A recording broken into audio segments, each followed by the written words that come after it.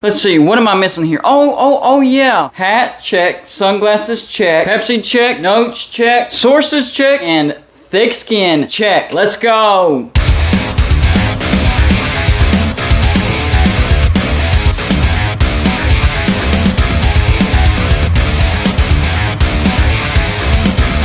Welcome back to Going Untitled, everybody, and all we do here is college football. So if you're a college football fan, go ahead and hit the like and subscribe button. And as always, feel free to send gear to represent you and your team. Look around. That's what my background is made of. So if you want to be a permanent part of Going Untitled and my background, send gear to represent yourself and your team to P.O. Box 360, Liberty, South Carolina 29657. Week 7 is in the books, and what a week it was. And last night I did a video on Tennessee upsetting Alabama and how it could set up a situation to where the SEC could put in three teams, and that is possible.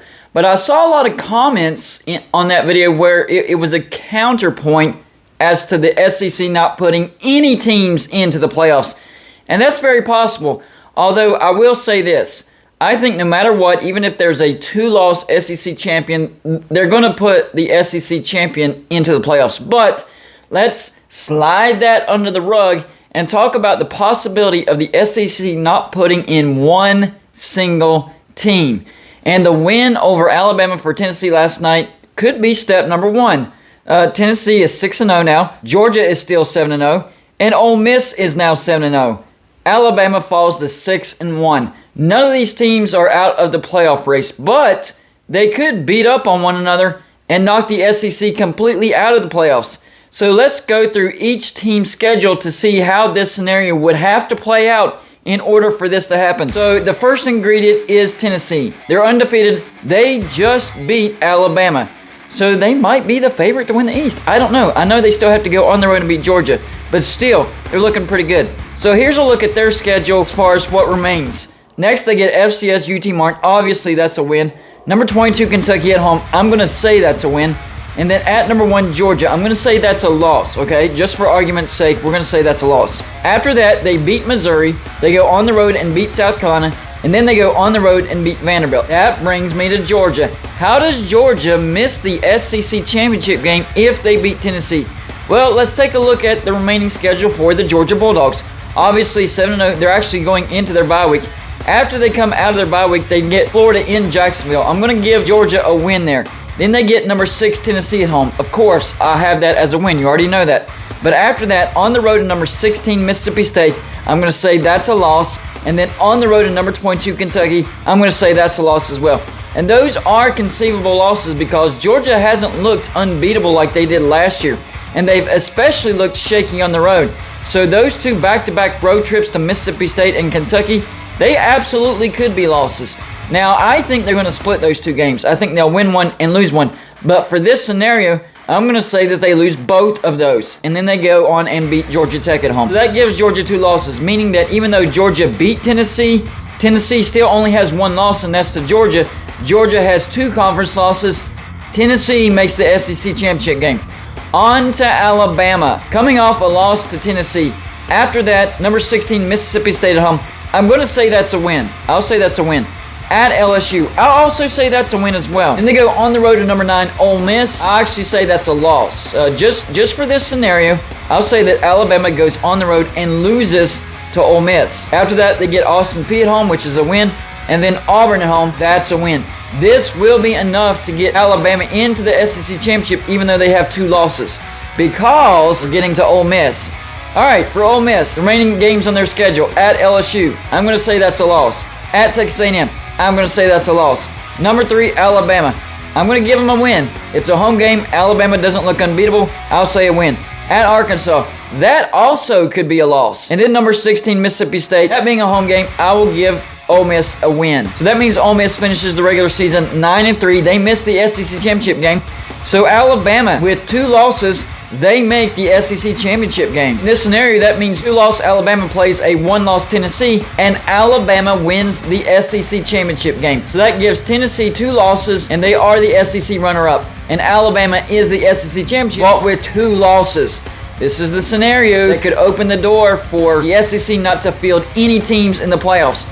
But that's only if the champions of these other 4 conferences go undefeated. So we have to talk about them as well. In this scenario, TCU, UCLA, Clemson, and Michigan or Ohio State make the playoffs. You can go with Michigan or Ohio State depending on who wins that game. But the first ingredient, TCU, they're 6-0. They just beat number 8 Oklahoma State. Next game, number 17 Kansas State. Very winnable home game. That's a win.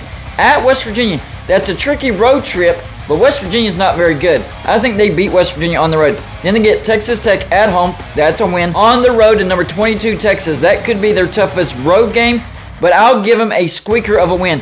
After that, on the road to Baylor. Baylor's not as good as what they were last year, not at all. That's a win. And then Iowa State at home, that's a win. And we'll say TCU has a rematch against Oklahoma State in the Big 12 championship game, and I'll give TCU the win there as well. So an undefeated TCU wins the Big 12. On to UCLA. They're also 6-0. Their toughest game is their next game at number 12 Oregon. So for this argument, I'll give them a win. And then Stanford at home, win. At Arizona State, win. Arizona, win. Number 7 USC, but at home. Probably more like a neutral site game because UCLA doesn't support their team all that well.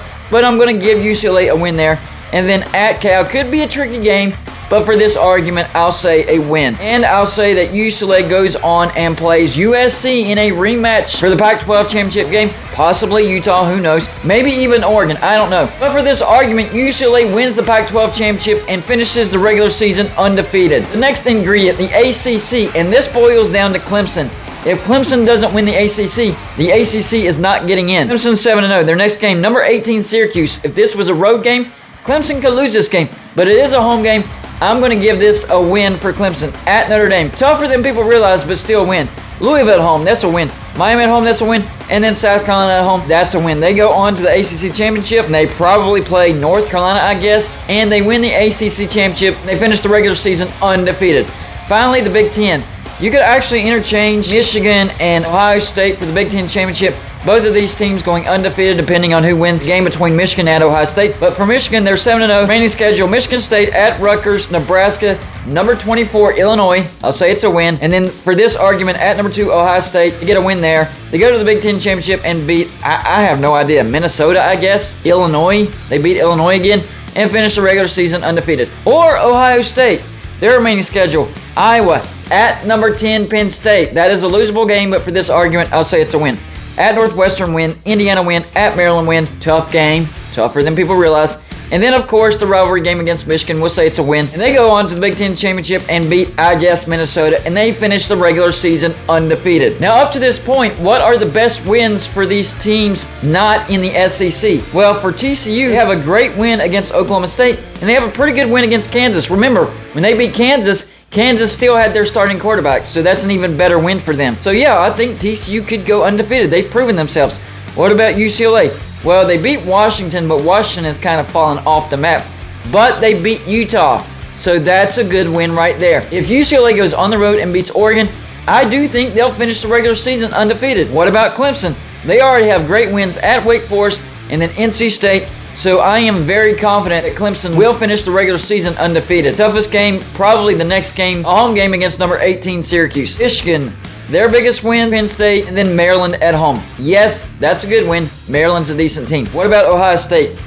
I guess their best win could either be Notre Dame, Wisconsin, at Michigan State. So out of all these teams, Ohio State is the team that hasn't proven themselves just yet. It's not their fault. It's a soft schedule, blah, blah, blah, blah, blah. But still, they don't have any marquee wins like these other teams. That's why I have it as a coin flip between Michigan and Ohio State. But it is a road trip for Michigan and a home game for Ohio State, that last game of the year. That's going to have playoff implications and an undefeated season implications. So, in this scenario, Tennessee loses in the SEC championship game and they finish the regular season with 2 losses. Georgia doesn't even make it to the SEC championship game and they finish the regular season with 2 losses. Alabama wins the SEC championship but with 2 losses. And then Ole Miss finishes the season with a limp. They finish with 3 losses. That is the only way that I could see the SEC possibly getting left out of the playoffs. And that's only if these other champions go undefeated and win their conference championship. That's it. That is the only way that the SEC misses the playoffs. But that scenario is still in play as of right now. So y'all let me know in the comments section. Which scenario do you think is more likely?